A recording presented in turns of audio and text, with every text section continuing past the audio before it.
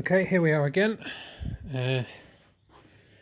So what have I done so far with the bike engine swap in the micra? Well, what I've done, the old engine and gearbox is now under my bench, ready to go to anybody that wants it. The new engine and gearbox is on a pallet, and I've lowered the car back down onto its wheels, so I can set a rough height for the engine. Now, the one thing I can't do at the moment is set fore and aft position. The reason for that, I mean, if you look at where the oil filter is just now, the engine will be roughly where it sits now, but it may be further forward. So what I may have to do is either get an oil filter relocation kit, if there is one, or maybe even replace the front cross member with a round bar, so that it gives me a bit more clearance for the oil filter. That's not going to be a problem if it moves further forwards. It's still going to be behind the front bumper. However, at the moment it can't go any further forwards, and the engine itself gonna struggle to get it any higher as well. It does need to tilt forwards because of the angle of the exhaust manifold, and the fact that the engine is designed to be tilted this way anyway. In fact, it could probably do with being tilted forwards even more. Again, the other issue I'm going to run into is the trumpets on the carburetors are going to be right up against the sound deadening on the bonnet. Again, not a massive issue because I can get rid of the sound deadening and put NACA ducts into the bonnet, and then feed them directly into the carbs. The carburetors on these engines, on the motorbike engines, especially the Kawasaki ones, are designed to have ram air, so that on the front of the motorbikes, the two little scoops, the pipes that feed through the frame and directly into the airbox that feeds the carburetors. And what that does is when the motorbikes up at 140, 50, 60 miles an hour, it's ramming air straight into the carburetors, almost like a rudimentary forced induction, so that as speed increases, power increases. You're looking at, maybe if you sat on a dyno and you dyno one of these engines with no airflow, you're looking at between 7 to 10 horsepower difference at speed between a dyno figure and an actual road figure with forced air. So with that, the airbox that's being made for these needs to be sealed, but it also needs to be sealed at the bottom. But it also needs to have air feeding in through the bonnet, straight into the carburetors. I'm never going to get the car up to 160 miles an hour. I'd be looking to do 120, but it's going to be built for acceleration more than top speed. But anyway, it does need a ram air system to get it to run correctly. So, what have I run into so far? Well, if you look at the position of the engine and gearbox compared to the firewall there, ideally what you'd have on a handling car, like a touring car or similar, is the engine and gearbox would be right under here, so that the output from the chain or the gearbox, sits right underneath the firewall there, or right close to the steering rack. What that does, it would give you a more centralized weight balance for the vehicle. So instead of having the engine hanging right out the front, it would be tucked right under. The issue you have with that is, where do you put the differential? And where do you put the chain? So and the drive shafts for that matter, if you've got the engine all the way back here and the drive shafts are here, there's nowhere to put them. The only option you have then is to move the engine all the way back and up slightly, run a drive shaft with a a bearing support underneath the engine with a sprocket. The sprocket then comes up to, or goes back to a what's the word I'm looking for? An idler sprocket, and then the idler sprocket joins up to the gearbox. So you've gone diff, idler, idler, engine, so it does like a loop. The problem with that is you'd have to go backwards into the cabin, so that's more work cutting, and it's the whole pain in the ass. If you were doing a tubular chassis build, then yeah, crack on, cut the firewall out and get on with it. I'm not doing that. I'm doing a build that's basic hand tools, basically. Well, basically basic. It's going to be your normal everyday hand tools, and any. Oh, there's a big bloody bee. Look at that. That is a big bee. Anyway, so it would be normal hand tools. No specialist metal brakes. No specialist CNC stuff.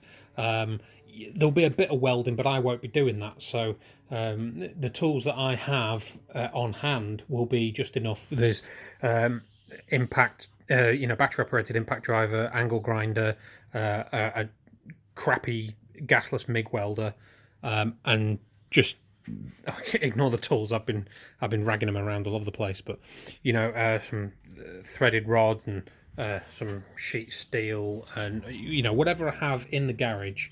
I may need to get some bar stock to build engine mounts with, and I am going to have to look at building a cradle, because if you have a look there, the distance between the mount and the chassis rail on this side and the engine on that side is huge. I can in theory run the engine right down the middle.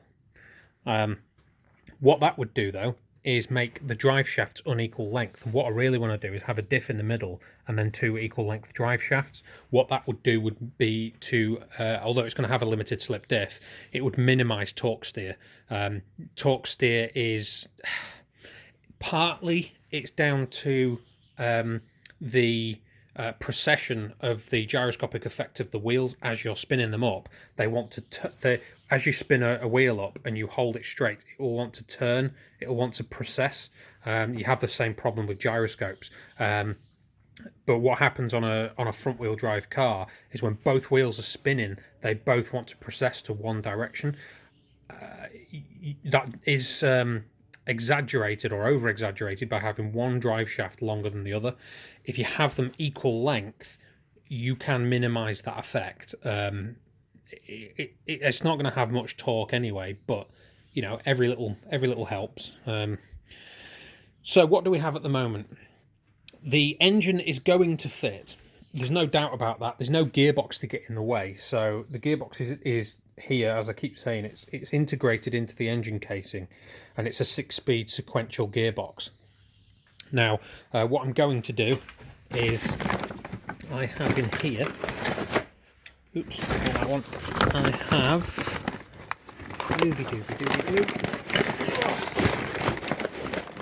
some scrap from an old job. Is this bar, stainless steel bar with ball ends on there, and I do have the ball sockets to go in the end as well.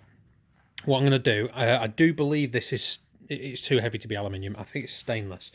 What I'm going to do is get a bit of stainless rod screwed into the bottom, and then that's going to go up to another ball joint or this one. In fact, I'll take it off and put it on, weld it to the end. It's going to go up to the short shifter in the car, so that just goes forwards and backwards like that. Not a problem. And that mounts here. That's the gear change there. Throttle linkage is there, which will be from the standard throttle cable there. I'll probably shorten that and then run it straight up through the middle of the carburetors, and then the clutch is somewhere else. It's down there. There we go. There's the clutch, and the clutch cable from the micra will reach. There it is over there, that bit. So the clutch cable will reach. However, again, money dependent. I'll probably be going for a pedal box, because the seat at the moment in the car is hard mounted to the floor and it's quite far back. Now I've moved the steering wheel lower and further back so that it sits sort of on the floor and in the right position for me, in the right driving position. However, what that does is it moves the pedals too far away from me, and because I'm only a short guy, I can't move the pedals. So instead of cutting out the floor and moving the seats and changing the steering column again and getting all sorts of measurements out of it and trying to get it situated correctly, it's a lot simpler to get rid of the original pedal box or pedal system. So the brake pedal, the clutch cable pedal, and the throttle cable pedal, and run independent ones. This isn't a hydraulic clutch, it's a cable operated clutch.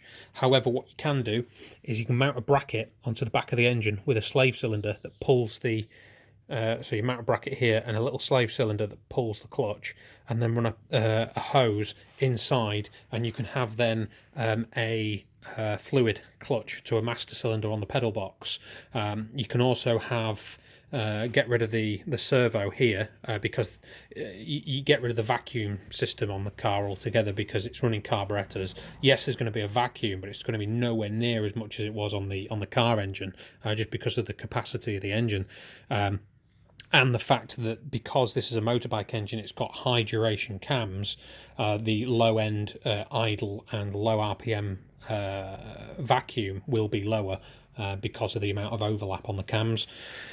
So you get rid of the booster, you then fit behind that on the floor a separate pedal box with two master cylinders, and what that does, it enables you to have a front circuit for your brakes and a rear circuit for your brakes, so that you can balance the braking force between the two. This car does have aftermarket brakes, or I say aftermarket brakes, they're still Nissan brakes, but they've got, it's Nissan Pulsar GTI-R, 2-litre 4x4 car, Pulsar GTI-R calipers and discs, which are more than plenty for even a fully loaded sort of 200 horsepower micra. If you were to fit an SR20 in one of these, the Pulsar brakes at the front are plenty on this. This one has performance discs and pads for sort of fast road stuff if it ever gets finished. So there will be plenty for the car, and it's got drums on the rear. Now the drums were adjusted by the previous owner, who was Frank. Some of the micro guys know who Frank was. This was his car, and he adjusted the drums on the back. The drums are perfect. One notch on the handbrake, and they lock up. They are solid, and there's also no biasing valve on the back axle. What the biasing valve does on the back axle is, if you have more weight in the back, there's a little arm on a valve on the back axle that the more weight you have on the back, the higher the pressure is on the back brakes. So if you're carrying a hell of a lot of weight in the back of the car, it will put the back brakes on more, so you're not relying entirely on the front brakes. And conversely to that, if you stamp on the front brakes and all the weight, stamp on the brakes and all the weight transfers to the front, when it lifts the weight off the back axle, instead of having the brakes lock up, it slowly releases the brakes on the back so that you can maintain control. This doesn't have that. What this does is, if you put your foot on the brakes, it locks the back wheels up. So I need a biasing valve to, it did when it had standard brakes on. Now it's got Pulsar brakes on the front, that's pretty much balanced out, but I would like to get that spot on for when you're going into corner entry. And a lot of the times on a front wheel drive car, you want your foot flat down on the throttle and you're balancing the car with the brake pedal.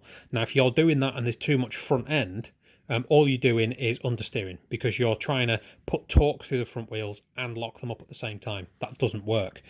What you want is a rear bias on your brakes, your brake setup, so that when you're going into a corner and you turn in, if you have that little bit of understeer, you can just dab the brakes, grab the wheel spin at the front slightly, and also slow down the rotation of the back wheels and allow the back of the car to come round on the brake pedal with your foot flat down on the throttle. That is how you drive a front wheel drive car into a corner. It's counterproductive if you're in a rear wheel drive car and you did that. It wouldn't really work. All you do is lock the front wheels up and just understeer straight off. So it is the opposite way around in a front wheel drive car, because basically you need the front end to grip, steer, have traction and brake all at the same time, and you want the rear end to basically act like casters when you're going into a corner, so initial corner entry, so that you can rotate the car around the front end and not have it understeer. So that's why I want a brake bias setup, and that's why I'm going to fit a pedal box. So that would free up some more room in the engine bay. Not that I need it, because there's a ton of room in there. I was actually contemplating at one point fitting a Mazda 2.5 litre V6 in here. I know the KLZE engine, I know pretty much everything there is to know about them, as far as, you know, what they're capable of, how long they last, what power output, the electronics, that, you know, you can turbocharge them and get, you know, 500 horsepower out of them and all sorts of good stuff. But they are a solid engine, and they sound fantastic, and they don't weigh that much more than, if you see people fitting SR20s into micras, they don't weigh that much more than an SR20. The heaviest part is the gearbox on the V6, and after measuring it, it would sit roughly where this motorbike engine sits at the moment, but with another bank of cylinders at the back there, and it would sit roughly where this one is as well. So there'd be a gap at this side because it's only 3 cylinders across, and the gearbox would sit here. The problem being the output drive on the gearbox would leave you a drive shaft about 8 inches long. So that was shelved for A, for weight and complexity, and B, just for cost-wise, trying to get hold of a KLZE engine, and not the 2.5 litre Ford Probe engine, which is a KLDE, which is a similar engine, same bottom end, same crank and rods, pistons, that kind of stuff. The cylinder heads are different, the cams are different, the inlet manifold's different, and they only produce 160 horsepower. The KLZE from the Japanese market and European market, Mazda 626 GT and the Mazda MX-6, they had the KLZE, which was 200 horsepower and had a different inlet manifold. The way you can tell is on this side of the inlet manifold. On the KLZE, it's a straight shot from the intake straight into the inlet manifold. On a KLDE, the probe engine, the Ford Probe engine, it does like an S shape into the inlet manifold. It's pretty much the only way you can tell from the outside, other than the fact the KLDE will have a Ford badge on it and the KLZE will have a Mazda badge on it. Anyway, that's a massive digression. The engine itself was actually bought by Jaguar, and turned into a 2.5 litre engine for the the X type, and it was also recommissioned by Ford through when Jaguar and Ford were a partner, into the ST220 3 litre engine, which was then purchased by Volvo, which was then it wasn't actually used in any Volvo vehicles, but what happened when it was bought by Volvo licensed the engineering of it out to Porsche.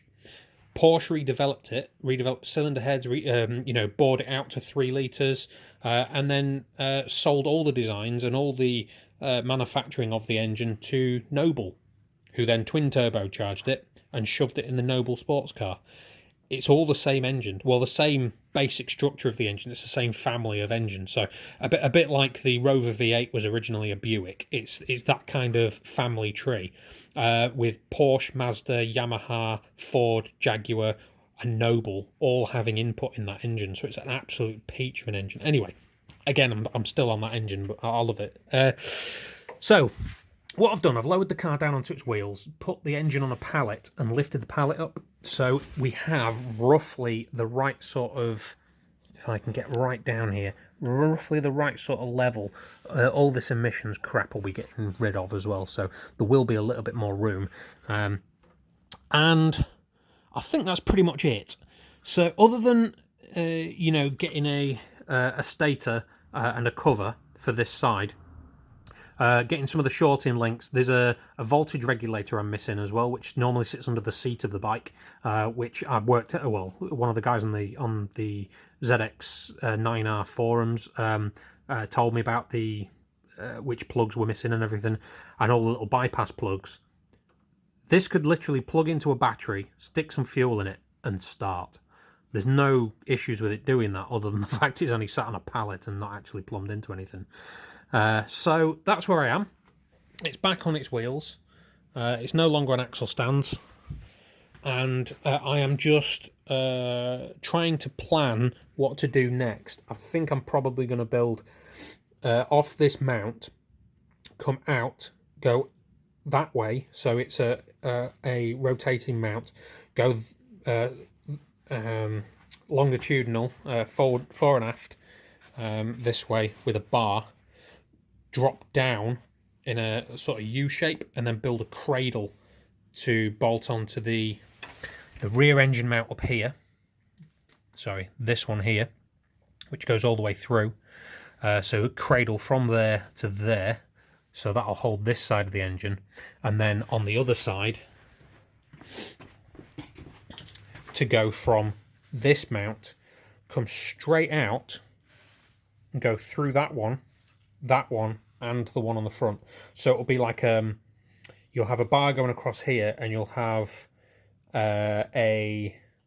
another sort of notched bar going across the back, and then they'll be welded together. That'll hold it in position laterally, and then to hold it in position vertically, I'm going to put the fore and aft beam. Where is it? There it is. This fore and aft beam back in the chassis without the engine mount on it, and then built up from there. So that will sit under here and build up from there to support that cradle. Now I can only do that when the diff and the diff carrier are in place, because it all gets tied together. The diff carrier actually bolts to the back of the engine as well, so that'll make that a little bit easier. It's not going to be easy, it's going to be quite difficult, and I hope you can follow me on the journey to getting this done. Right, I'll see you next time. You can share this video, share the series, like and subscribe if you so wish. I know it's not a very professional video, but hopefully it's interesting to some. And I'll see you next time. Thank you very much.